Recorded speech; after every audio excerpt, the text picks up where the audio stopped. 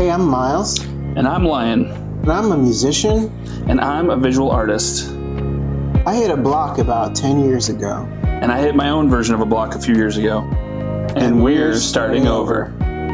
This podcast is where we track our creative goals, call each other out gently, and try to stay accountable in the mess of it all. We both got upcoming projects, but we're letting go of the need to impress, to progress. And we invite you to start over with us. So, we're rolling. Do you want me to start? However you want to do it. Well, just welcome everybody. To another episode of Starting Over. Sure. We had an intro, but it feels like, welcome everybody to the house. Kind of. We're always, here to, start over, I guess. This immediate goofiness makes me think of, I was watching a show called Food Stars. I love Gordon Ramsay, and not the hateful Gordon Ramsay, but the softer, sweeter Gordon Ramsay. Gotcha. Post Hell's Kitchen. Right. So I watched more enlightened. Yeah. So I watched Master Chef and Next Level Kitchen, right? Or Next Level Chef, and so I just started watching Food Stars because there's no more episodes for me to watch. I'm just waiting for the next ones to come out every week or whatever. So I just started watching Food Stars, and there was it's about entrepreneurs that he chooses to invest in if they complete the challenges well that he puts before them. They unlock like money and opportunities and things. Well, they don't unlock anything. It's just challenges that these entrepreneurs have to complete, and each week someone gets eliminated based on their performance in the challenges. And so it's all about like getting through the challenges and becoming the last person that he chooses to give $250,000. Okay, so it's like proving your character that you're actually going to entrepreneur the crap out of this, like that you're really in it, kind of thing. Is that the kind of challenges where it's like testing metal kind of thing? Yeah. So he's like trying to prove them as like business people, as customer service people, as and like entrepreneurs and like their different skills and whatnot. Right. So with the episode that I'm referencing right now, he puts them each into a team and he has them create a gala event, and whoever raises the most money for St. Jude's Hospital is the winning team. And one of the things that you had to do was create a presentation to present before all of the people that come to the gala that like encourages them to give their money. Right. And the ask. Right. Exactly. Like the call to action. Right. And one team got up there and crushed it. And they were like, we want you to invest this money. We think that this is a great cause. I have this personal experience with cancer, et cetera, et cetera. And then the other team gets up there and they're like crickets at the beginning. They get the mic and they're like, so do we start now? Right. That awkward energy. And then the guy literally goes into the mic like, is this thing on? And like everybody's just looking at them.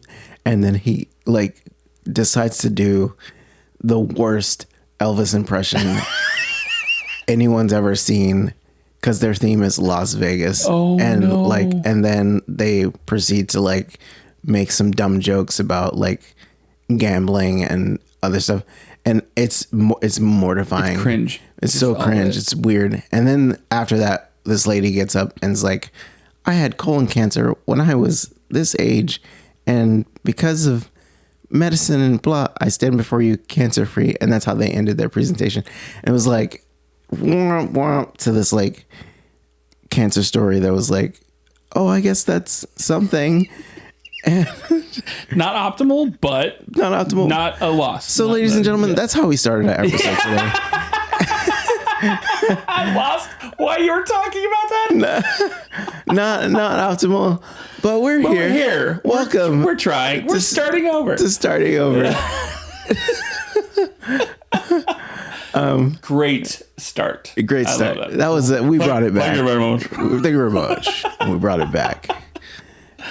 Oh man. Okay, so the point of this show is to keep each other accountable We both have creative goals, and you listening to this, you're a bonus 44%, or you're the cream on the top. You're the extra. So if you get something from us, awesome. We're here for each other, though. That's what Miles and I are here for. And so to that end, Miles, would you like to check in since our last recording about how things have been, or would you like me to go first? Why don't you take it away? Thank you very much. So I think you said something before we were recording that I feel within my soul.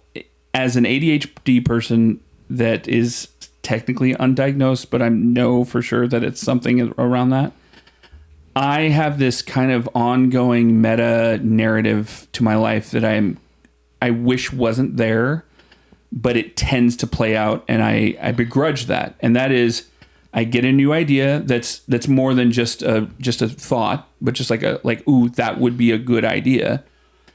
I put effort and time into it, and for about 2 weeks, the idea is good, and then it just fades away.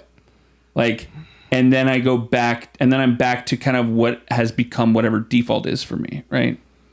And I feel like if we didn't have this happening as a project, the recording, that not that I would have stopped developing the comic, but in how we're trying to keep each other accountable for it, I may not be doing that, and so. Life has kind of shifted for me drastically since we last recorded. I was a Lyft driver, and I was working every day, and my coping for that was keeping my iPad with me so I could draw in between rides, and then I would try to carve out, pockets of time here and there when I was at home, but it wasn't consistent because I didn't live a consistent life. Cut to lose my job for a reason, and am in a desperate state of how are we going to survive. So all of the habits are gone for that time. I'm not drawing with any sort of intention. I'm worried about bills and rent. You're in survival mode. Yeah, I'm in survival mode. I'm fight or flight, and I'm a fight. So thankfully a job happens. Long story short, I get a job. It's basically doing all the good things that I did with Lyft, I get to do for this new job, but it's structured. I work somewhere between 7 to 9 a.m. I start my day, and I end it somewhere between 4 and 6. Only Monday through Friday. I have weekends off, and I don't remember the last time I've had weekends off. And so it's been weird, but good, but weird, to go from 7 years of ritual and chaotic managing and being able to do it, being used to it, to now there's a bit of structure, but it's not bad. It's very easy to do structure. There's nothing hard about it. I get up really easily. I'm not like a horrible morning person that is, my brain doesn't turn on. Like when I get up, I'm pretty good at getting up and going. And then I'm able to do the job so well that when a boss was like, hey, today's going to be a really rough day. By the end of the day, I was like, oh, that's it? That's a rough day? That's nothing. We got this. Yeah.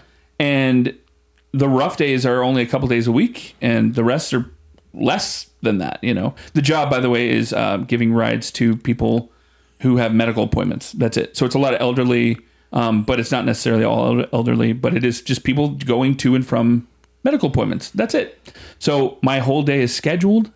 I'm not waiting for someone to need a ride. If someone cancels, cool. Now I have an opening, and dispatch might find somebody else, or I might just, get a break, whatever. But I'm paid on the clock. I'm paid to be out on the road. Right. It's not paid per ride. Right. So there's one thing I want to say about that. Welcome to structure. Congratulations on having weekends. You're one of many people who's like, yes, welcome to normal. Yeah. Welcome to not having to work 10-hour days to just break even. Yeah. Not getting paid for a 10-hour day. No, you're not getting paid for 10 hours. But being out for 10 hours to try to get So that's the big difference is like now you're working with the schedule and you're getting paid for that schedule and you get to come home. Honestly, the word schedule was kind of a 4-letter word in my head. Oh, okay. Like that when I was doing Lyft, I'm like, oh, no, I don't. I'm a free spirit. I do. My brain is comfortable in chaos. But now that I have some goals that require time, I'm like, bring me schedule, bring me regularity for the normal non-passion stuff. Yeah. Yeah. Yeah. So I really appreciate that for you. And it was a weird like point in there where you were like, I don't know what I'm going to do next. And then this kind of came out of nowhere, right? Where you were able to just get this job and it's so synonymous with what you were doing. It's insane that it's so great and it fits for you. Yeah. You have some additional like news. Do you want to share that news now as far as like what your future looks like?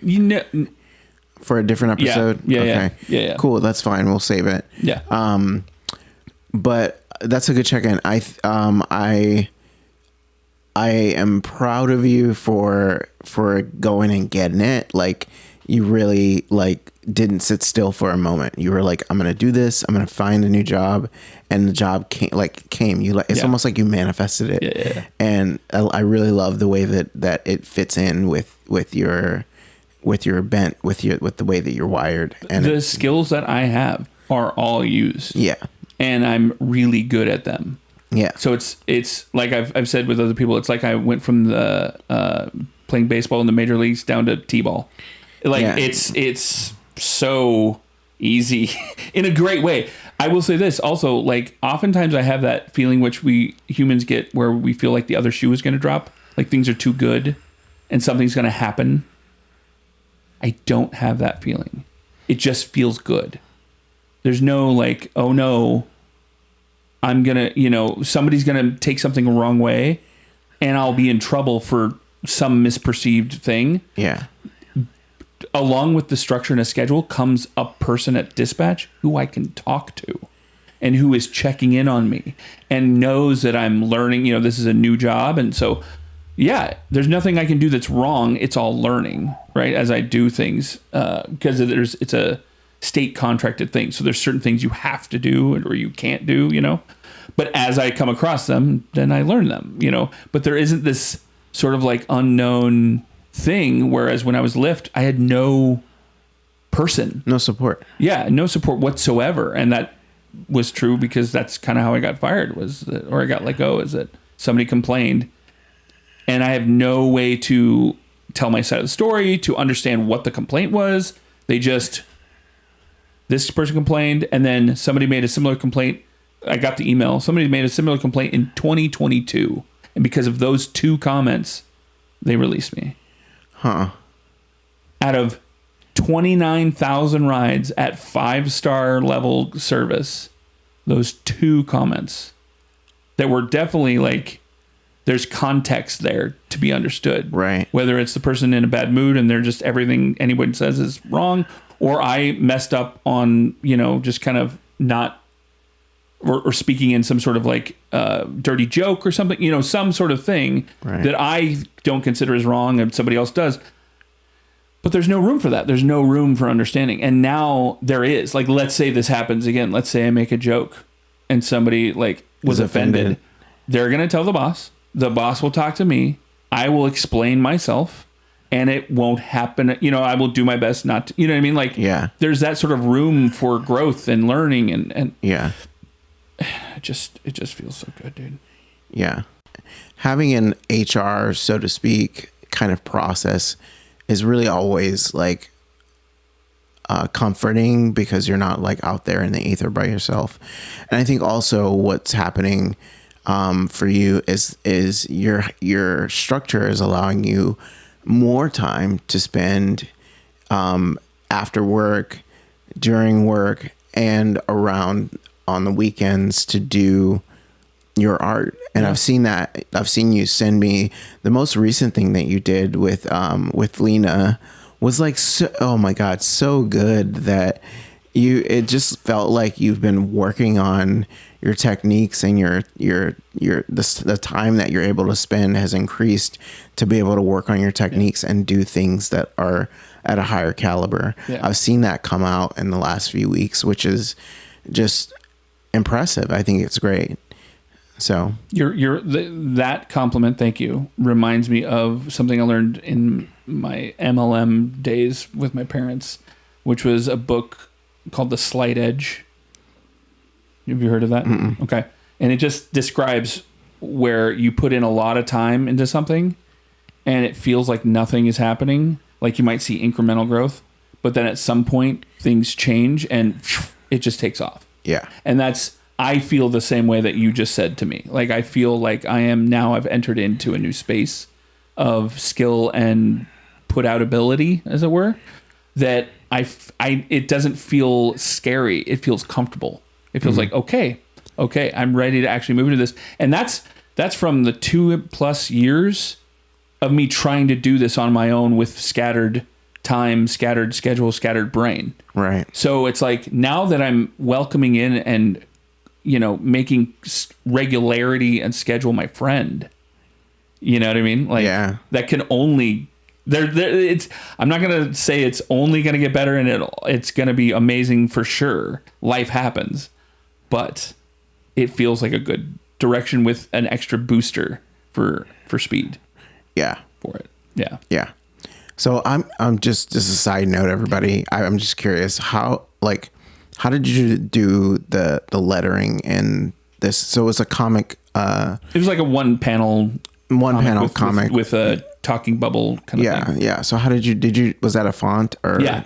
So it's a font that looks similar to it's like a mix between Comic Sans and comic book lettering font. Yeah. And it's just a free one that's out there. Yeah. The Jiggle Juice title was just a different font that I put lines on the outside of it. I appreciated that it wasn't Comic Sans, but that it had some originality look to it. But yeah, so as we share these episodes, we'll try to include links to things where you can share or where you can see our artwork and listen to our artwork, our music and things like that. Painting with time. Yes. So I think that's a good. Yeah, how am I doing? Yeah. So thank you very much. Thank you very much. You've now entered that into our existence. For me, things are in a different place. So I'm actually, so obviously our podcast, the name, for me in the last 2 or 3 weeks, I actually have to tell a little bit of a story to tell you where I'm at.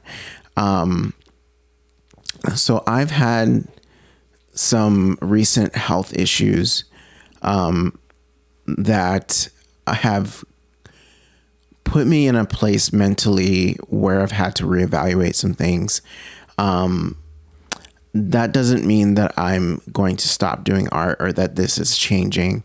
It just means that my focus has been divided in the last few weeks.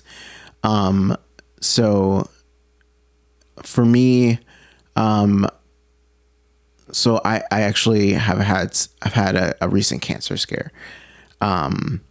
Had to have a biopsy of something in my sinuses that came back. It was luckily benign, but that really made me think about my mortality as it would for anyone, and has kind of split my focus into I need to do some things about my health and wellness, and my longevity, in order to feel like I have a solid foundation to be doing the things that I want to do creatively.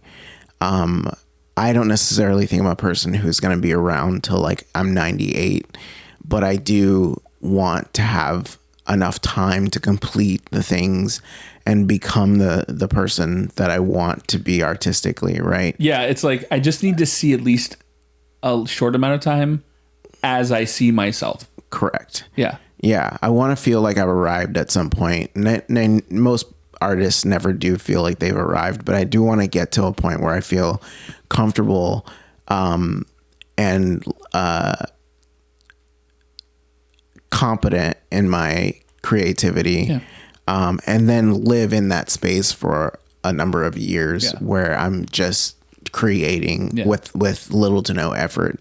And I feel like I might be slightly behind in that space because I'm almost 43, and, you know, like a lot of people start when they're really young. And I started younger, but we're obviously starting over. And, you know, so the last few weeks, what that's looked like for me is a sidebar to that is even, we talked about this a little bit earlier, and I wanted to make sure that it's said on the episode, is I've also felt this. So, you know how you get to a point, we talked about ADHD, and I'm kind of like starting to question whether or not I have a little bit of the ADHD going on, because there's a point at which every time you start something, you get, I don't know if anybody out there feels like this, but you get to a point where like 2 to 3 weeks in or a month in, you're passionate about something, you start something, and then you get to a wall or you get to a block, or you feel like, for me, it looks like my instruments in my apartment are everywhere. I have guitars on my wall. I have a piano. I just recently got a second piano. And you got a drum set that rises from the floor. No, my amps are out. My guitar pedals are out. I have a guitar that's in my bedroom. I have a guitar that's in my living room on a stand. Like, they're always there to remind me, like, hey, pick me up. Right. And there's recently been something that happens. I feel the want. I feel the desire in my head, in my heart. I feel the desire to go and pick up the instrument almost every day. And I'm like, I should practice today. I want to practice today. And then when I go to do it, or like step out into that zone, there's an immediate like brakes. Record scratch. Yeah. Record scratch or slam on the brakes. Yeah. Some kind of block that occurs where I'm like, analysis paralysis, where I just can't get there to pick up the instrument. Yeah. No amount of like, you should do it. Yeah. It's important. It's going to help you. It's what you want. It's what you're passionate about. No amount of that like desire actually gets me to do it. And that's where I've been at the last few weeks as well. And I don't know if it's a combination of what I've been dealing with my health, or if it's just like ADHD, or if it's like that. I talked to my therapist about it, and she was like, yeah, that does sound like ADHD. And so I'm going to start getting evaluated for it. But if you're like me and you get to a point where you start something and then you have a massive like block where you stop doing it, and then you realize like a year later that you never finished that thing that you started, but you did start other stuff and you also didn't finish those things.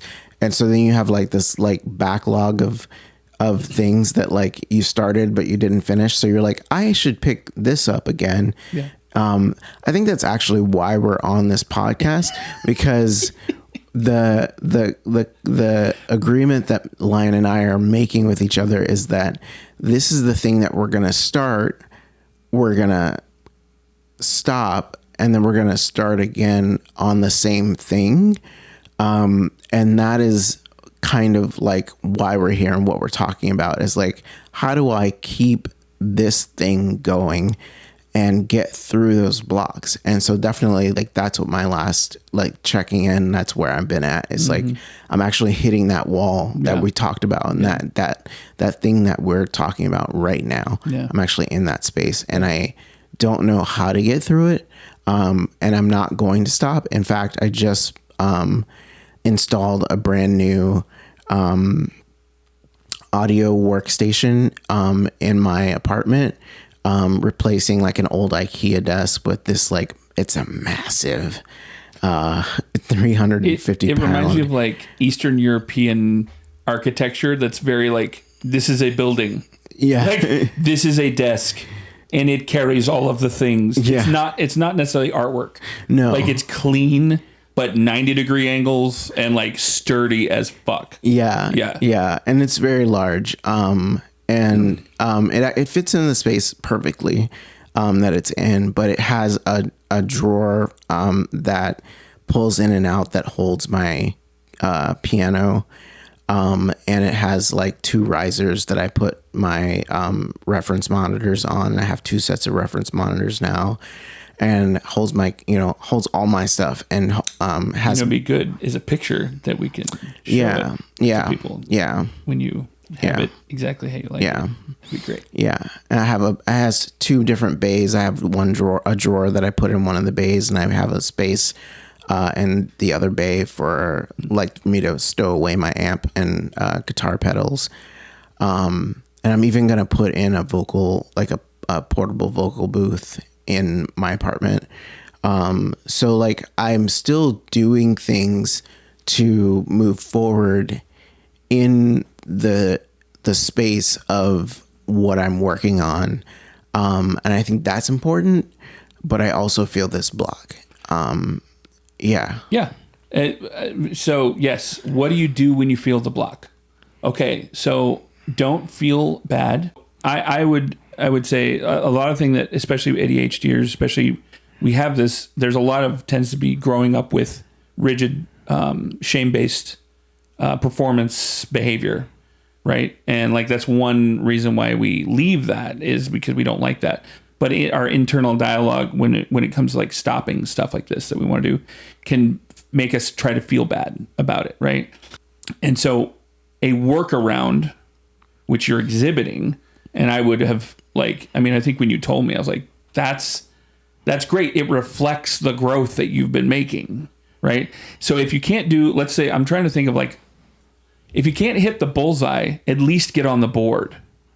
Right? So the bullseye is the thing that you're wanting to be doing. The circles around the bullseye are still playing the game. So you're increasing and developing your space that you make music in. What am I doing? I don't know what I'm doing for that, but I think you're kind of nailing it right now. Like, as far as like, I'm shooting for the target. I think you're okay. you're hitting the target. I'm trying to think of like, what would I do? And I think when I think about my space here, I think about eventually I want to have a drawing table in that corner that's like angled, and I can sit high and it's at an angle and I can adjust it and whatnot. Because the couch. So, little note: we're recording at my house. All previous episodes except the last one have been at Miles' house, which are very. It's a very contained environment. And Miles did a beautiful job of setting us up with like, it felt like a podcast studio, but because of my job change, I no longer have freedom of transportation. And so Miles is gracious to come over to my house and we could do it here. But this is a very small, casual space. Like it's not a very professional space. Right. And so I may not be making it happen, but I have the ideas of things to do that eventually make the target easier to do even more. Mm-hmm. Even though I'm not having a block at the moment, it's still like, how can I improve the things around the target to make going after the target easier? So do you feel like, as you've made these improvements around the target, that the blockage is foreseeable to, you know what I mean? Like, that you'll be able to push through? Well, I think that has a really adjacent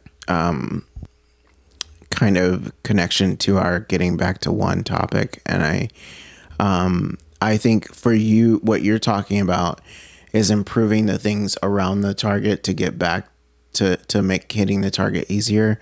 And I think for me, I'm improving things around the target because I'm not able to hit the target right now. And so how do I get back to aiming for the target? And that's like, how do I get back to one? Right. And I think for me, when the flow state that you're in feels a lot like when I first started talking about drone tracks, and how I had that kind of revelation with the meditative guitar practice.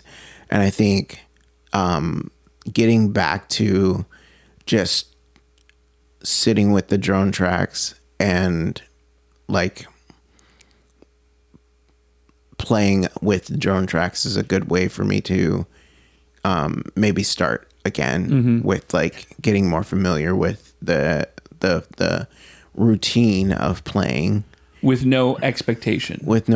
Sure. Like that's, I think, is important to that flow state in that for droning is that you're not doing this to unlock the target. No, it's just to do that one thing. Yes.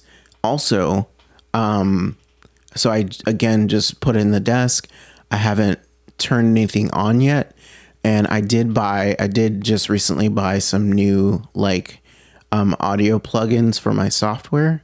And I think what's really fun for me is to turn on my gear, turn on my computer, turn on my, like, open up Pro Tools and install the new software that I just got and kind of tinker around and see what that stuff does. Look at the new interfaces and see what it does. See, like, kind of play around. I bought some new like drum sampling stuff and kind of just played with any of them. I haven't played with any of them. Oh my God. So like, it's like Christmas morning. So like if I so because I have the desk installed now, just like opening up a project and like, you know, popping in some drums and just start playing around with what the drums can do.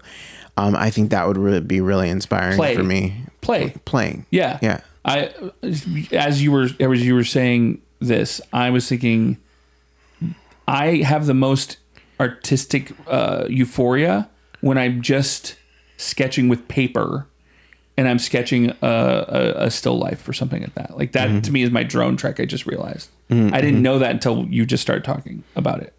Because I was trying to think about, so I brought up this idea back to one, and I honestly couldn't identify it back to one.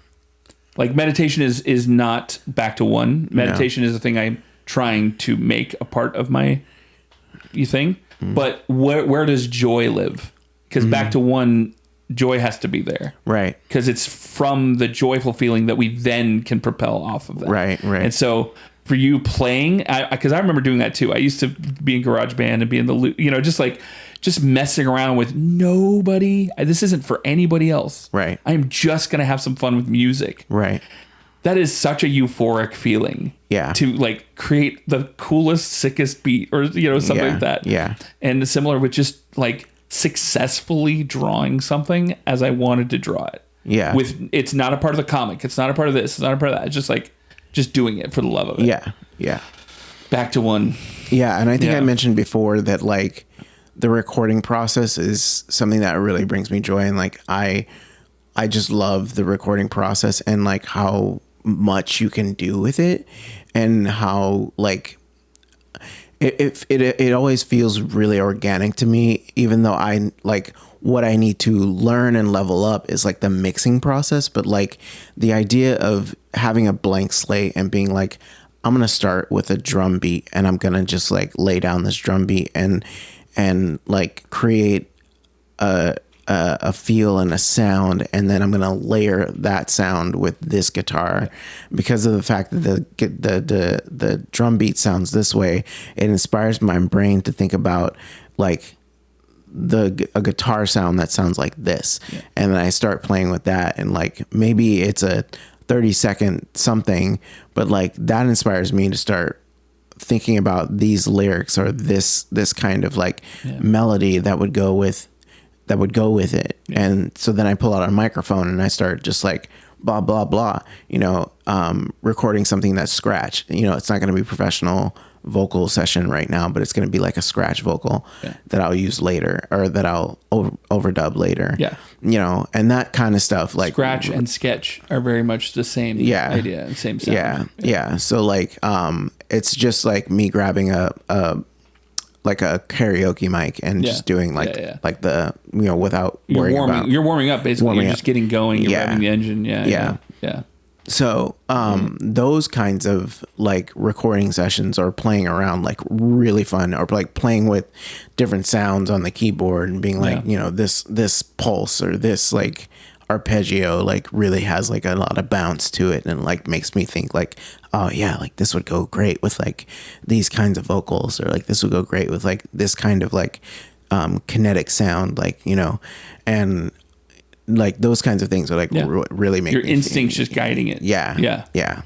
So I think sometimes stepping away from the music theory and just like feeling my way through the process, and then basically like backtracking and letting that inform what I do next with the music theory. It's all a part of it. It's all part of it. It's a loop. It's a cyclical like looping process. I think of it as a weave. Okay. It's right. Yeah. It's a weave. Different strands, but they're all creating a stronger like braid. Yeah. I just thought of that. That's great. That's a cool analogy. Yeah. That works really well. Yeah.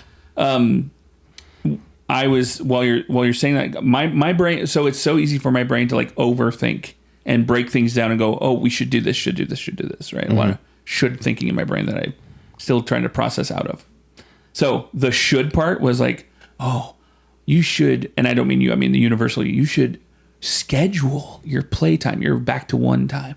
And then I'm like, dude, shut up. That's the exact opposite. That's old. No, it's not about planning it, but it is about keeping it on the forefront that you see it regularly, that what is your back to one, so that when you're getting out of the cycle, you go, hey, oh, at least I could do that. Let's do that. Let's go play a little bit because I'm feeling a little too profesh. I've been doing this too, or you haven't been doing it at all. You can always go and play a little bit. And I think that it's creating not any sort of like schedule, but it is trying to install in our essence that we are allowed to just play in the thing that we enjoy. We don't have to make it be a product. We don't have to make it be, you know what I mean? It doesn't have to have any result. It's not for anybody. What is our little thing that when we do it, it gives us that joy of doing it? And that is back to one. But it's when are we thinking about it? And it's sometimes we forget it, right? So you and I, we now have each other. Yeah. And that's cool. We can bring this up. But also, I'm going to write a note on the dry erase board that's in my room. Yeah. Right? Like, this is, you can always do this. You can go do this right now. If you're not feeling the other things that are on the should list. Right. You know? Right. Because at least you do that. At least you did a thing. Yeah. That you like to do. Yeah. Yeah. Like, when you're a kid, it's, I don't want to say easy as a general statement. Well, but it is a lot easy. More, it's instinctual. Yeah. And our no judgment. Our go-to is play when we're kids, and our go-to is discipline when we're adults, because we learn so much of the stuff that we should be doing or have to be doing as adults. And I think our default as adults is to go linear, and like the structure of it's always structure and linear. Yeah. When kids are like spaghetti and like out of the box and just like non-linear. And I think there's psychological like research to back this up, that play is a part of learning. Like you learn better when you have that unstructured joy time.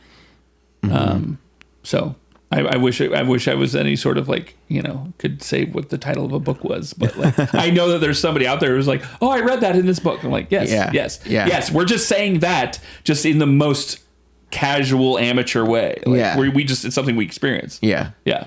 Yeah. This would be an awesome time to have someone like Mayim Bialik be on here. You know who Mayim Bialik is? Yes. Yeah. She would be a great person to be like, yes, actually neurobiologically speaking, That's absolutely correct. Yeah. You know, like the brain and the mind work this way, blah blah blah. But she's not a psychologist. She's a neurobiologist. But This is the point where we would normally bug you with a sponsor. But instead, why don't you tell us what brings you joy? How do you play? Reach out to us at startingovercreative@gmail.com. Again, that's startingovercreative@gmail.com. We'd love to hear your story. Thank you very much.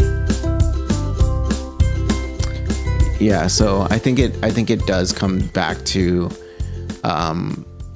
how our brains work differently as adults versus when we're kids, and trying to remember that like the art is more free form than the structure we were taught. You know, I was talking with a friend yesterday, and we were talking about artists and who they are and what makes them great, and we were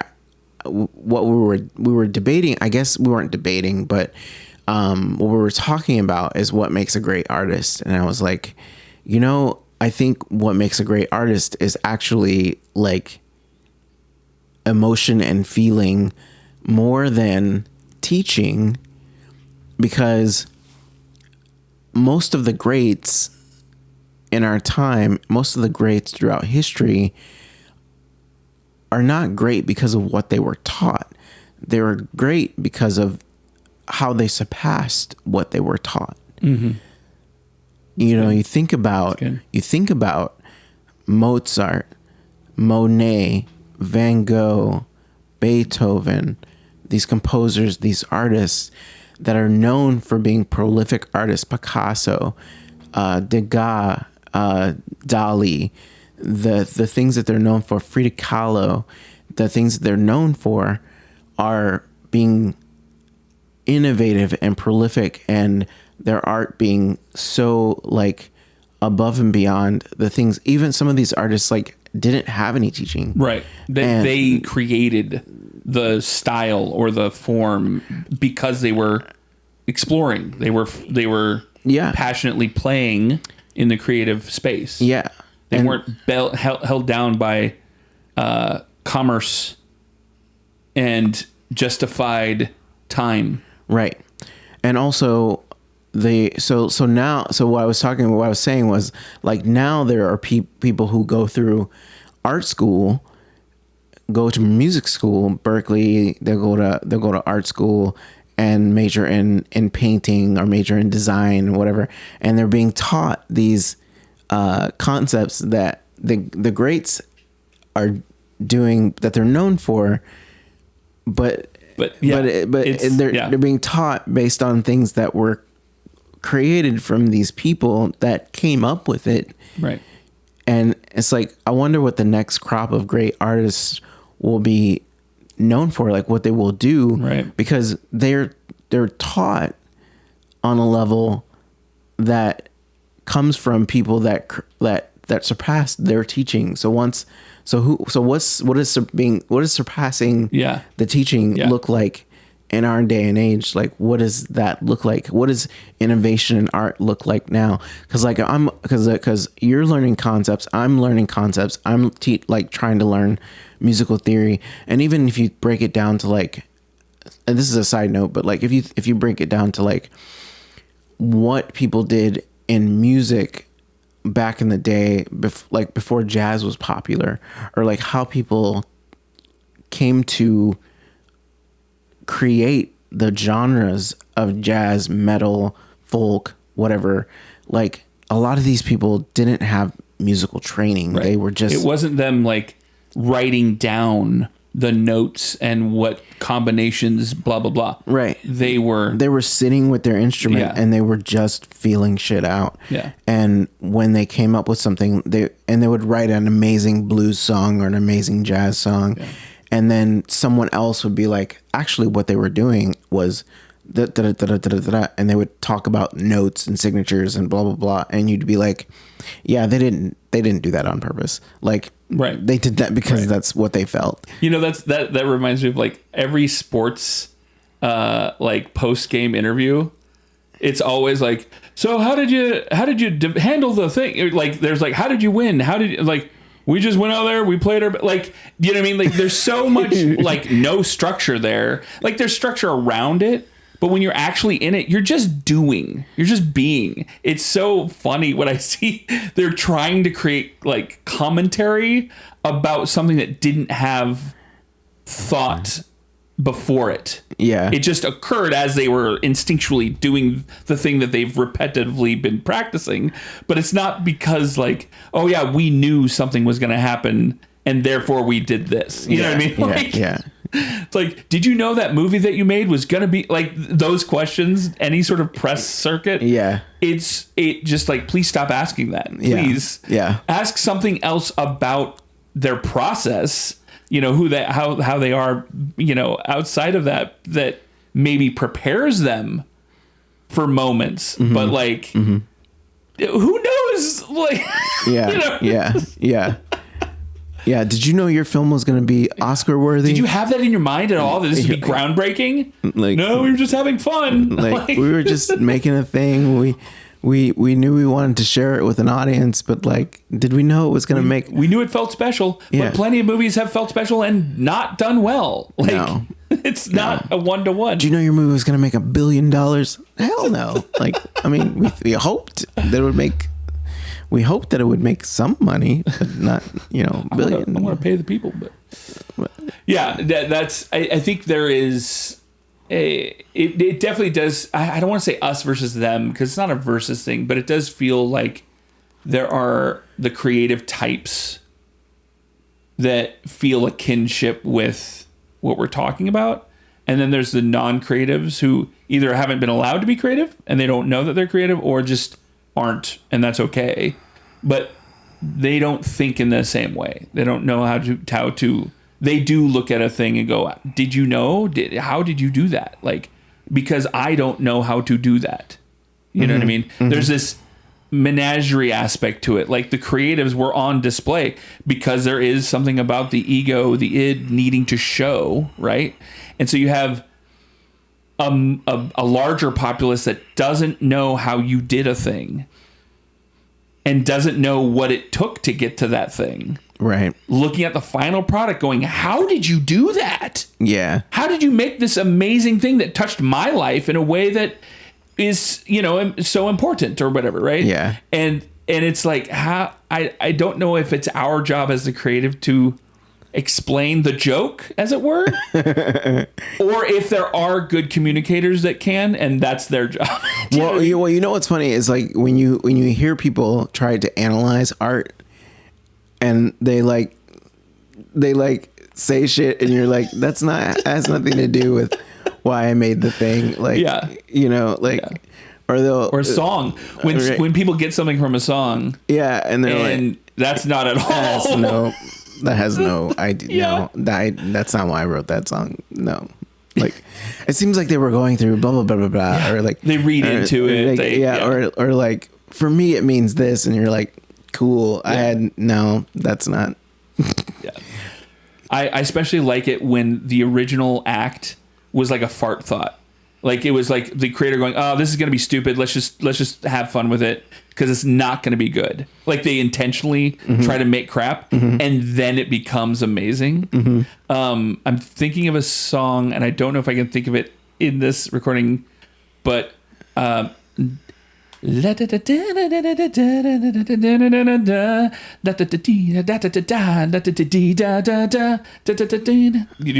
ring a bell a bit? Is that like a Journey song or something? No. It's a guy that's modern. But we may have to cut this because I don't remember the name of the song. But he wrote that in response to being rejected time after time by studios because he kept submitting. Okay. So the song is literally about, oh, do you want me to sing and dance? Do you want me to do? It's a commentary about the shitty process of commercialized art. Oh, okay. And it became his hit.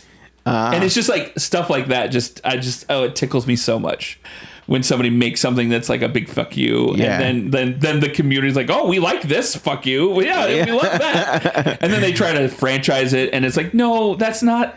Yeah, you missed it. That's the thing. Is like I remember when I made Minus the Girl, and there's a song on Minus the Girl that like became the most popular song on the record, and I mean, it just, I don't, personally, just speaking, I'm not going to shit on myself, but I'm also going to say that the album itself is not like super popular, but like the most played song on that album. Everything's relative.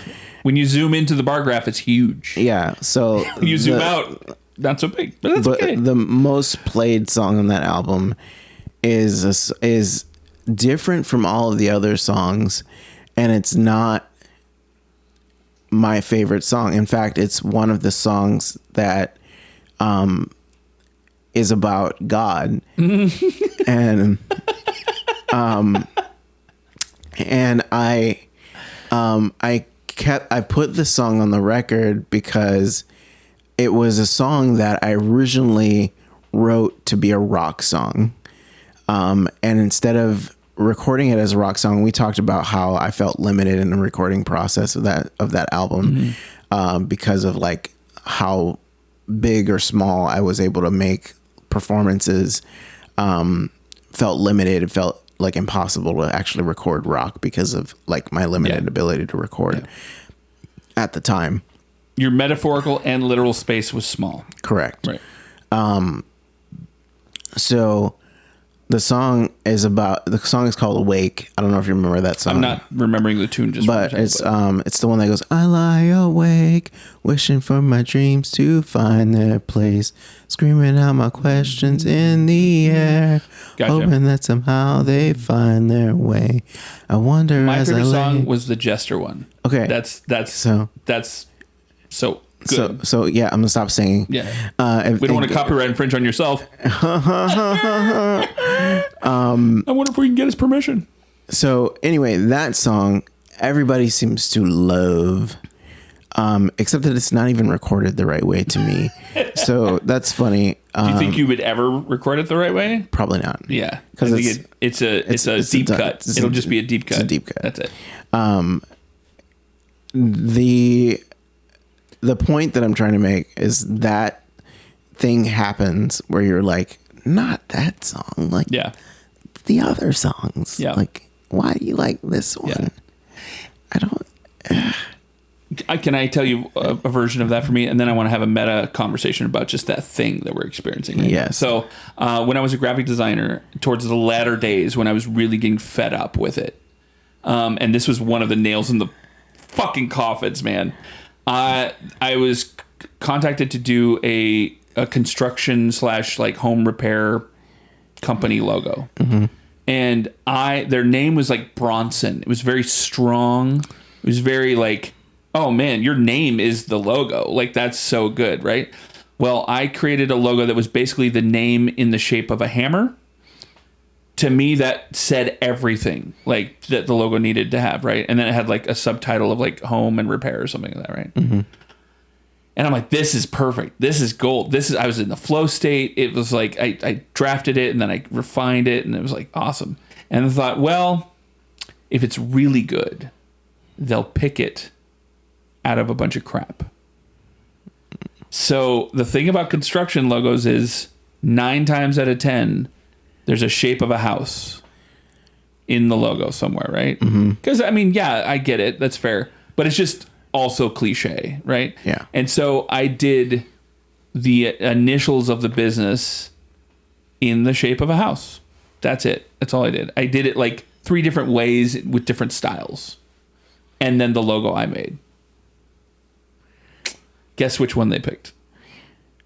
The initials. Yeah. They picked the initials. Didn't no even comment on the one that was perfect for them, and so that I intentionally made crap, and they loved it. What do we do with that? Like, I don't know. Like, okay, story done. Now comment on. Now it's like, what is that, and why? What is that? Why does that happen? And is it our burden to just deal, or is there a way to kind of work around that to understand that when you have an inherent throwaway energy to something, that there's value there, that there is something that is there. Do you know what I mean? Like, is it how we're approaching it, or is there something that we can point to that's wrong with? But that doesn't seem like a productive way to look at it. Like that people are stupid and they're, they don't know what they're doing. Like that's true, but I don't think it's productive, right? Well, I think that actually that speaks to like what is commercially acceptable or like fresh and new and or like commercially like on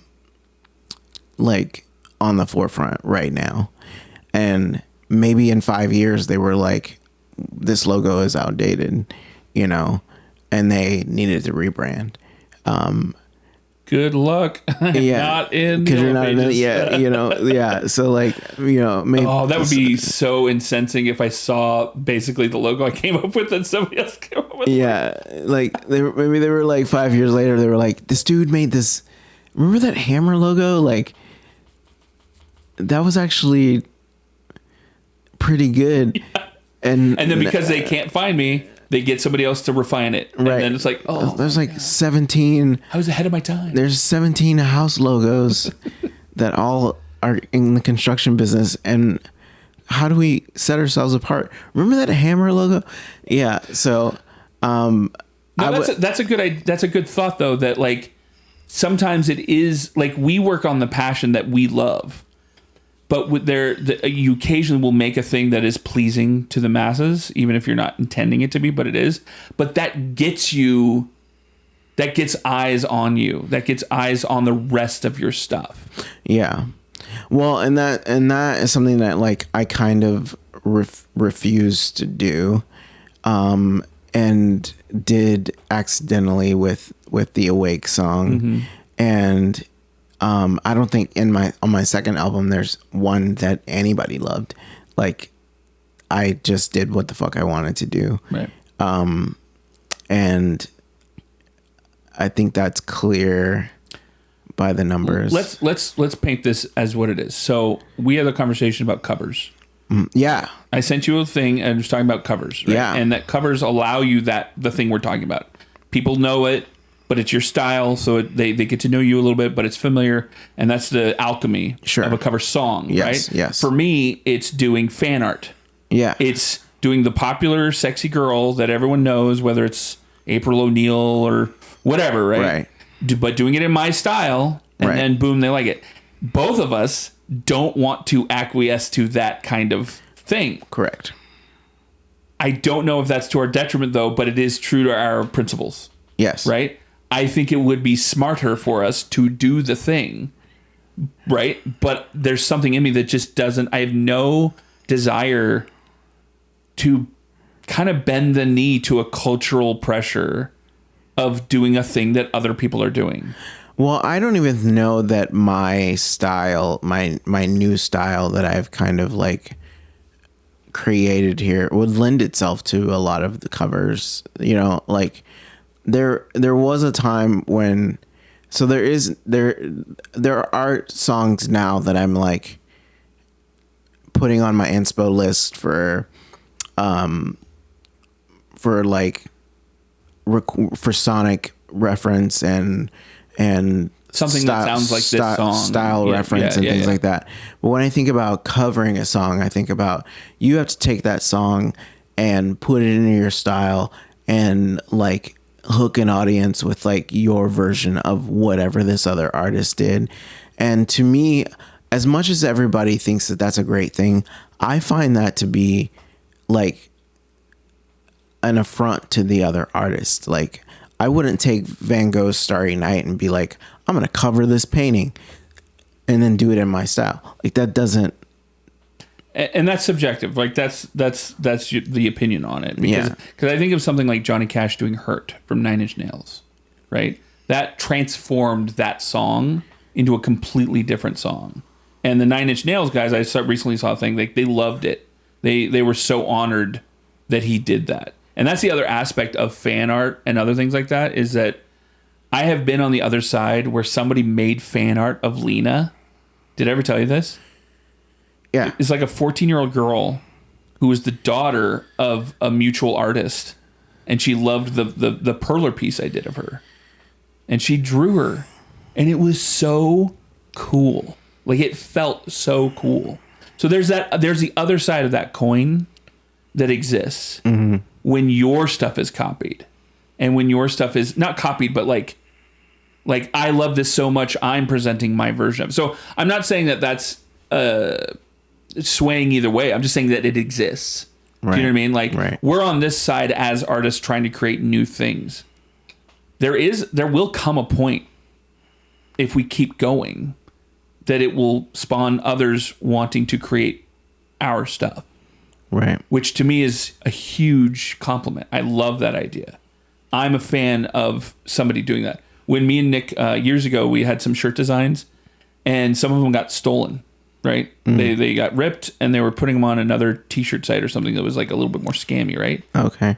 It was awesome. Like, that was such a cool compliment that somebody thought the shirt design that he made, the initial thing, and I just cleaned it up in Photoshop, was worth stealing. You know what I mean? Like, that was a cool feeling. I of course, claimed against it and tried to get it taken down. Like, and obviously, like, hey, this is the signature. Like, it's our stuff and blah blah blah. But internally, I'm like, that's a compliment to me. Like, I like receiving that. So it's weird. It's not hypocritical, but there's a word that's kind of like, I don't want to do that, but I also wouldn't mind if somebody did that to my stuff. Yeah. Yeah. And it just exists. That's just, there's neither good or bad. It just is it's a part of being in the creative flow of things. Yeah. Yeah. Is by creating, you spawn other things being created. Yeah. Yeah. I don't think there's like a resolve there. It just is what it is, Yeah.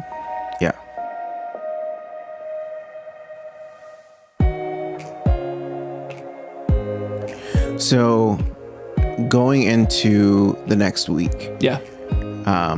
What is your trajectory? What is your goal?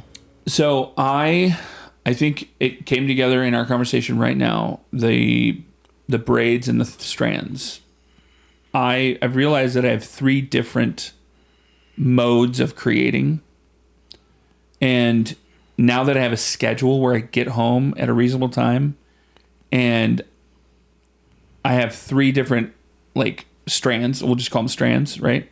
I have the strand of the comic, which is right now is twofold. It's new things for the comic, and it's artistic fundamentals, right? It's doing the lessons that I paid for, right?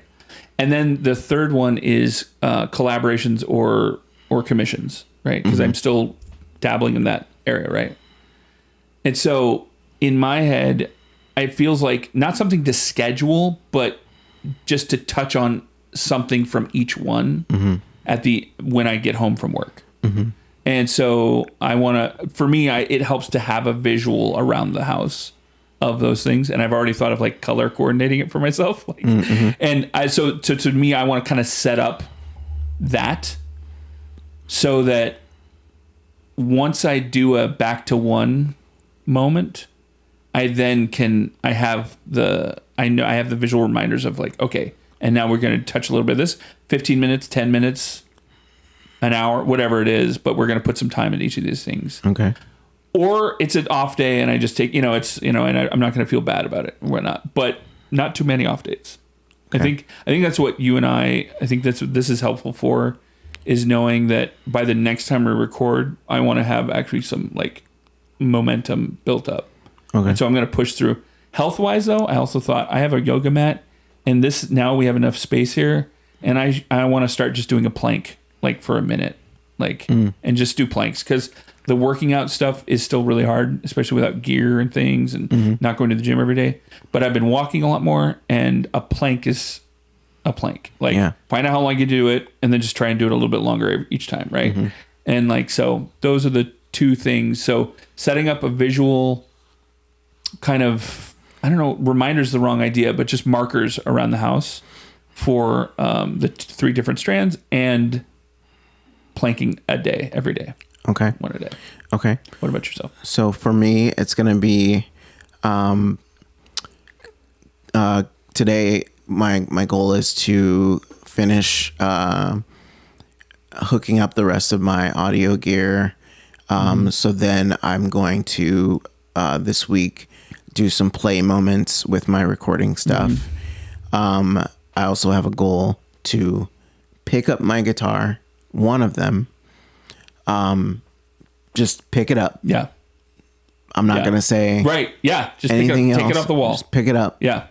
I'm not going to say anything else that's going to happen with it. Right. To break the barrier. Yes. To pick it up. 1 rep of taking it one rep of taking it guitar off. in hand. Yeah. I'll even say that I'll pick it up and I'll tune it. So I'll pick it up and I'll tune it. And then that's as far as I'm going to go in that goal. But I'm going to definitely load up my new software on my computer and have like some playtime with my new software. And then I have to schedule surgery for my sinuses. So I'm going to do that. And also to our audience, I have lost 8 pounds in the last 2 weeks, 2.5 weeks. Not unintentionally. So I'm doing food tracking right now. Been drinking a lot of water. This is also part of the cancer scare. Yeah. Change some eating habits. So I'm doing really well with that. So I'm gonna keep doing that. Tracking my food. Taking my supplements, doing the things, and I have a goal. I'm not going to say what that goal is, but I'm moving toward my goal. Yeah. Drinking a lot of water. Oh my God. It's so dumb how much water we need to we do actually like excel our bodies. We do. And I know, and since I've been drinking almost 100 ounces of water a day, I notice the days that I don't, like my mouth is just like, fuck you. And I'm like, cool, I need. And also body movement is a little rustier. Yeah. Right. Yeah. And so it's what's really cool is, when you came over when you come over for podcasting at my house, in the bathroom, I have my like notes written on the mirror. Mm-hmm. One of the notes is hydrate. Mm-hmm. I erased hydrate because I'm hella hydrated right now because of that.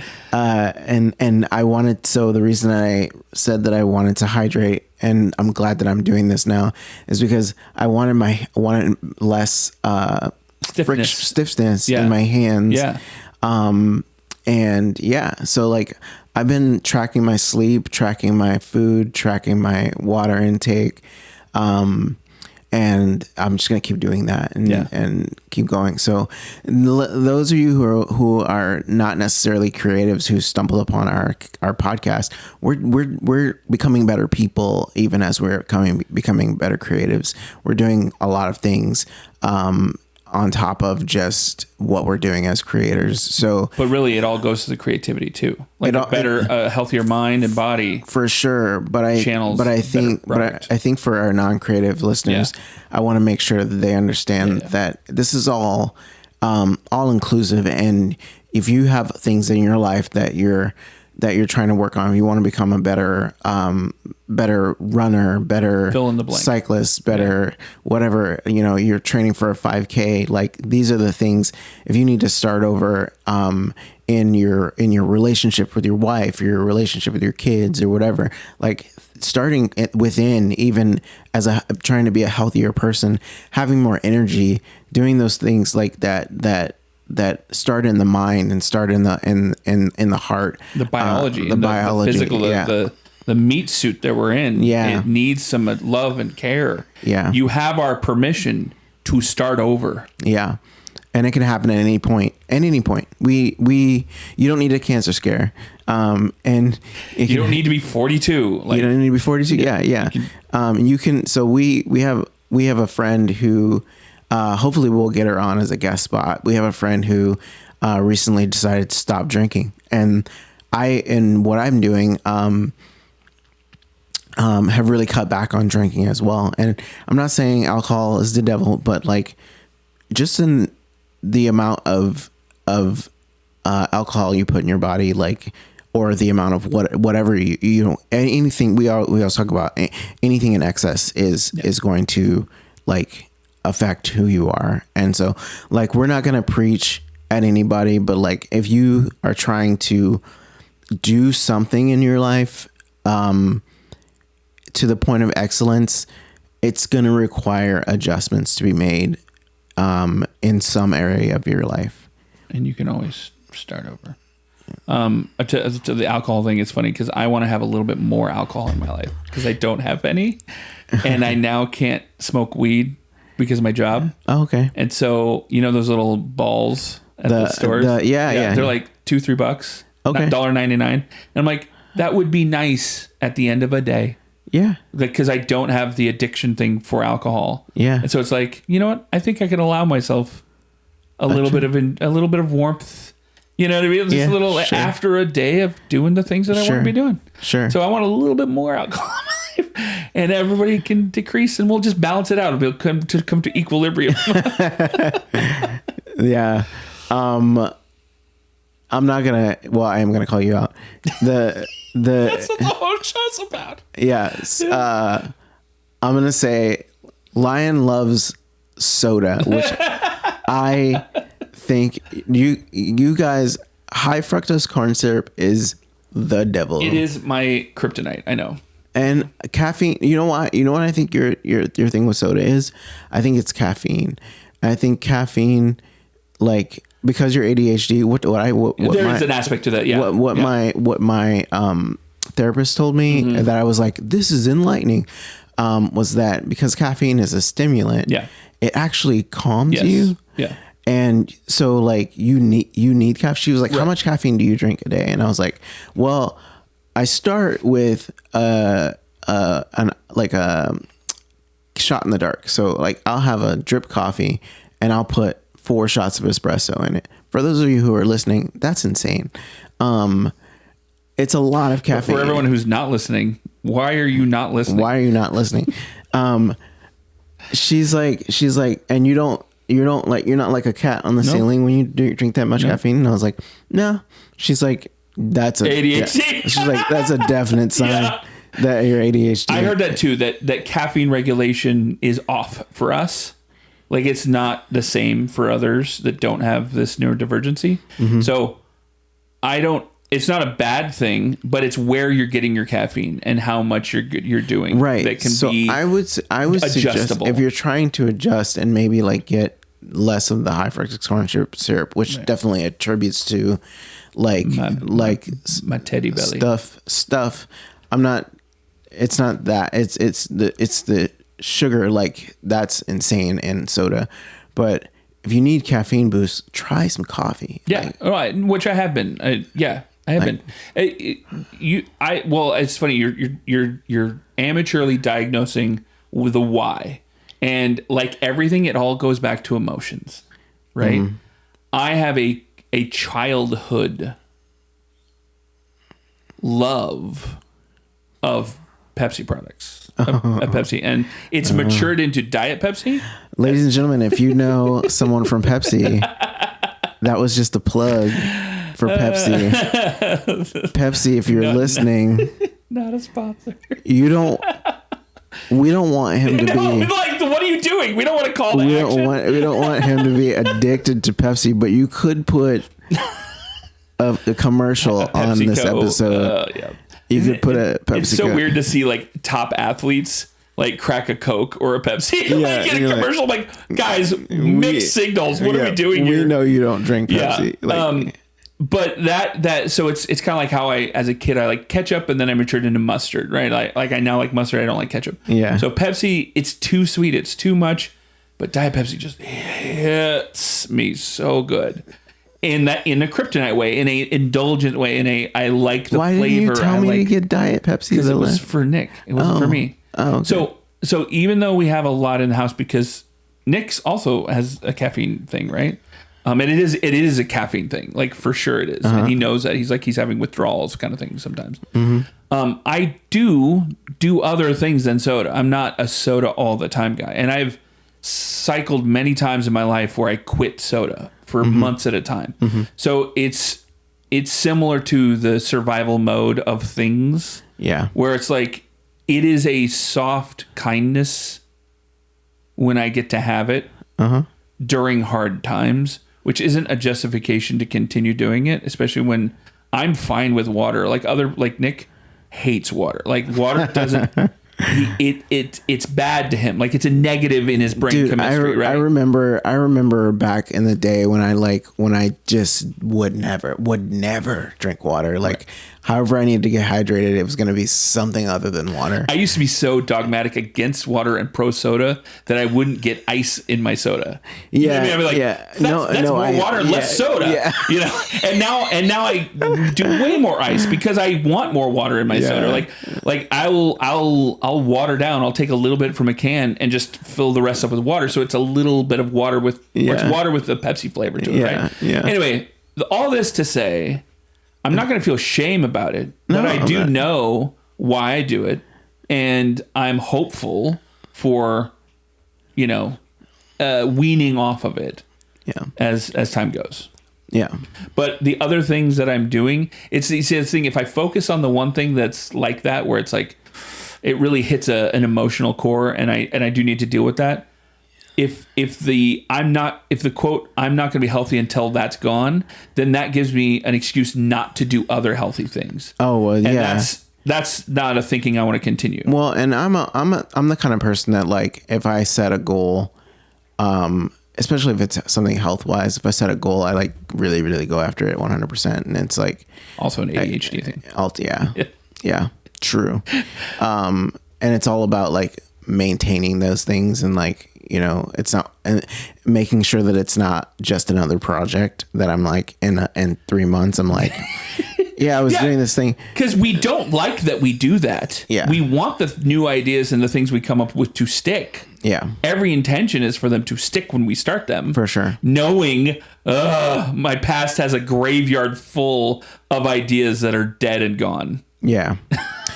Yeah, and I think the thing that makes health things a little bit easier to manage is because you do start to see results, and you have a scale is a like measurable thing that you look at and you go, I'm either doing the thing or I'm not doing the thing. And the struggle is to not attach the emotional shame or joy. And I don't like that, but that's the struggle. That's a huge struggle for us psychologically to do. Yeah. Is to not tie too much meaning to the numbers, just that they are what they are. And I still fucking hate the gym. So I'm going about this a different direction. Because I will not have a consistent gym membership, but I love my VR headset, ladies and gentlemen. So I am going to start playing Pistol Whip more regularly, and I'm also going to start the Supernatural thing again. I don't know if you guys have heard of Supernatural. It's in VR, but it's like aerobics, and there's another. Also a kick-ass show that I happen to be binging right now. Supernatural is a show. We all know Supernatural. But Supernatural, the VR experience is like the workout thing, and we could put another plug for Supernatural right here. We actually know an actress. Oh, we do? That was in one of the commercials. We do? Yes. Okay. Brandy Silva. Oh, Brandy was in Supernatural? She was in one of the commercials for it. Okay. Yeah. Okay. Yeah. Hey, Brandy, hook us up with Supernatural so we can get our first sponsorship.